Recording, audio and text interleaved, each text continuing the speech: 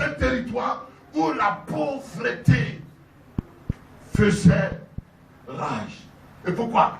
Parce que c'est un territoire qui a été longtemps sous oppression du Romain, du colon, donc sous la servitude.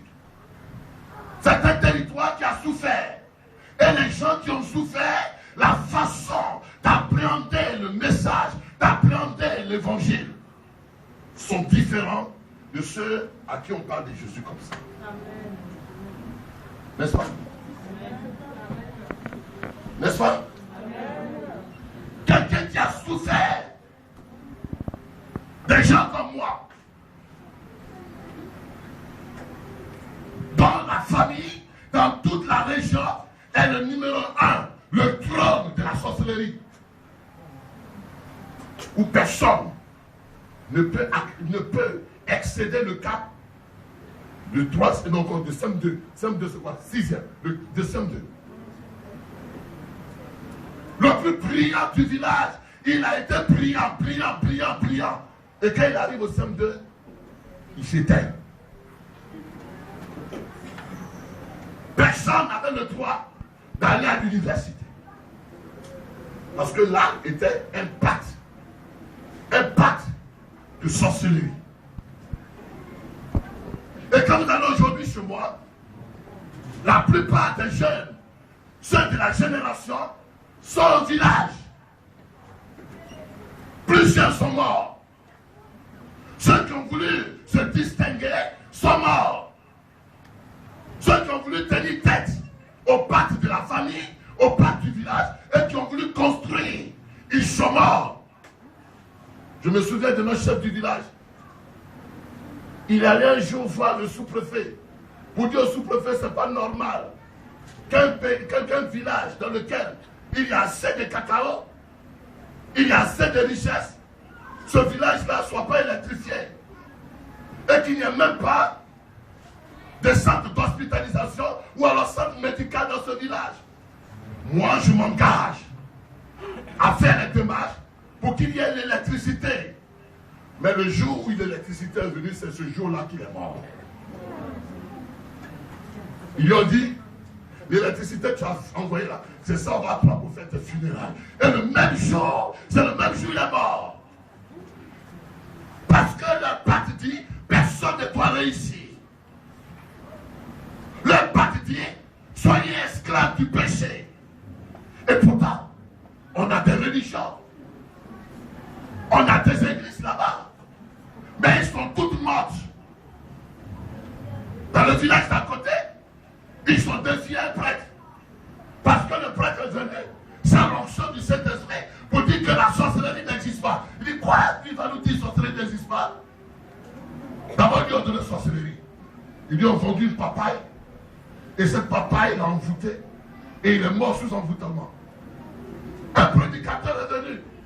Il a prêché Jésus-Christ. Jésus-Christ, Jésus-Christ. Jésus-Christ, on dit quoi? Jésus-Christ. Dès qu'il est sorti de l'église, il a eu froid, paralysie, il est mort. Parce que les ténèbres ont voué que c'est leur territoire. Et ceux qui sortent de ce milieu, ceux que Dieu a touchés, ceux à qui Dieu a fait grâce pour sortir de ce milieu, ils ne peuvent que saluer, ils ne peuvent que acclamer, ils ne peuvent que considérer la grâce de Dieu. Amen. Est-ce que vous comprenez cet après-midi? Je vais vous emmener dans ce premier temps à comprendre que si tu es sauvé, c'est par la grâce de Dieu. Alors, qu'est-ce qui s'est passé? À l'église de Macédoine, ils ont tellement souffert sous l'effet des puissants des ténèbres. La Bible déclare, nous vous faisons connaître, frères, la grâce de Dieu qui s'est manifestée dans les églises de la Macédonie.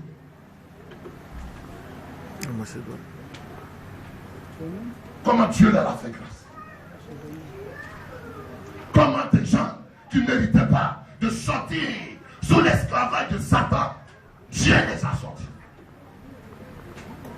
C'est pas ton cas? C'est pas ton cas? Comment des gens qui n'étaient pas censés un jour se marier, Dieu par sa grâce les a menés à rompre le lien ou le joug de la servitude de la famille pour qu'ils soient mariés. Tu dors?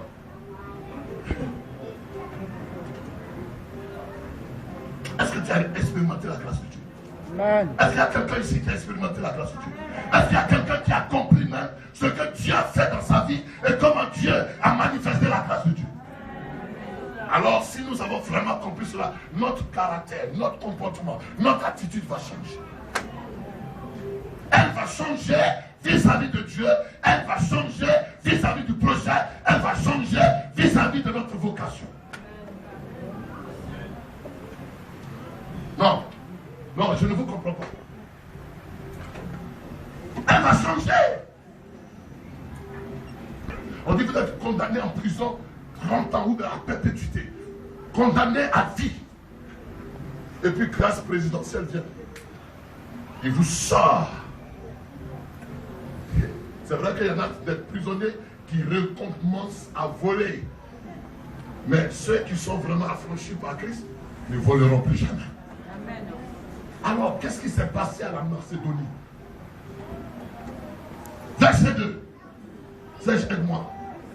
À travers la grande épreuve de leur affliction, Au milieu de beaucoup de tribulations, leur joie débordante et leur pauvreté profonde ont produit avec abondance de riches libéralités de leur part. merci. D'abord, pour qu'on parle de riche libéralité, Dieu a fait quelque chose qui les a marqués au point où leur libéralité s'est enrichie.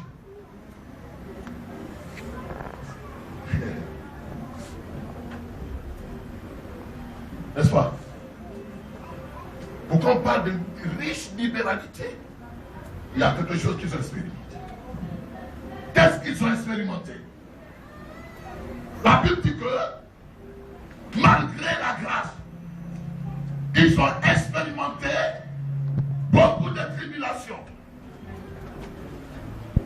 Beaucoup de tribulations. D'ailleurs, l'église de Thessaloniciens est née au milieu des tribulations.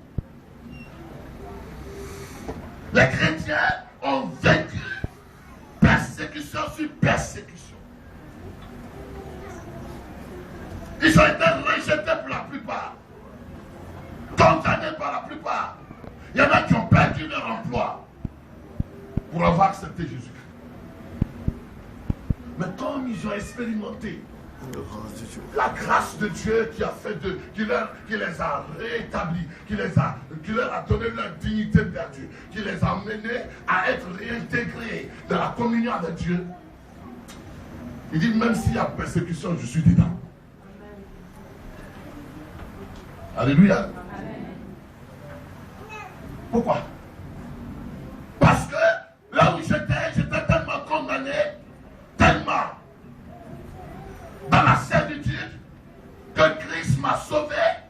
Alors, ce ne sont pas les tribulations de ce monde, ce ne sont pas les persécutions, ce n'est pas ce que je traverse qui va me séparer de Christ. Voilà quelqu'un qui a expérimenté la grâce. Je dis cela parce que si on n'a pas expérimenté la grâce, les prédicateurs se fatigueront. Les groupes d'intercession prieront en vain. Les évangélistes et les prophètes vous consoleront. Mais cela n'aura aucun effet. Pourquoi? Parce que celui qui a reçu la grâce, tellement que la grâce est mesurée, est valorisée par la personne, aucune persécution, aucune situation, aucune tribulation, aucun rejet, aucune insulte, aucun mépris, aucune provocation ne peut le séparer de son Christ. Amen. Ne peut. Pourquoi? Pourquoi je dis cela? Parce qu'on trouve souvent dans l'église des personnes qui disent moi je ne viens plus à l'église, je suis assis à la maison. Je suis assis. Pourquoi? Parce que je suis allé dans telle église, tel m'a regardé mal.